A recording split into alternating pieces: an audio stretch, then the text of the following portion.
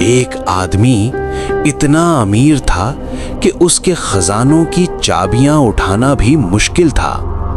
لوگ اسے دیکھ کر کہتے تھے کاش ہمیں بھی اس جیسی دولت مل جائے، لیکن صرف ایک لمحے میں زمین نے اسے اس کے خزانوں سمیت نگل لیا۔ آخر اس نے ایسا کیا کیا تھا؟ ایک دفعہ کا ذکر ہے، بنی اسرائیل میں ایک آدمی تھا، اس کا نام تھا قارون۔ قارون کوئی عام آدمی نہیں تھا، وہ بہت زیادہ امیر تھا، اتنا امیر کہ اس کے خزانوں کی چابیاں اٹھانا بھی مشکل تھا۔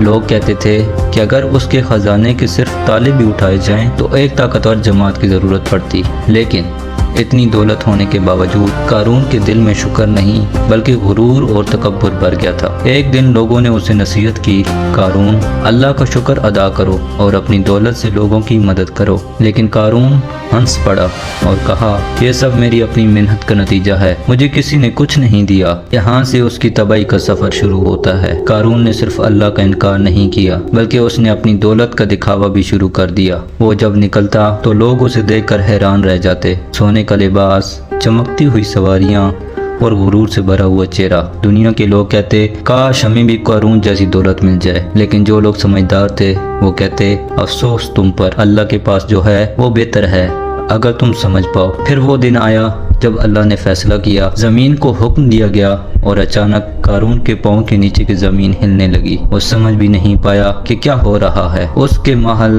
اس کے خزانے، اس کی دولت، سب کچھ دھیرے دھیرے زمین کے اندر دھنسنے لگا۔ قارون چیختا رہا، مدد مانگتا رہا، لیکن اب دیر ہو چکی تھی اور دیکھتے ہی دیکھتے وہ آدمی جو اپنے آپ کو سب سے بڑا سمجھتا تھا زمین کے اندر سما گیا۔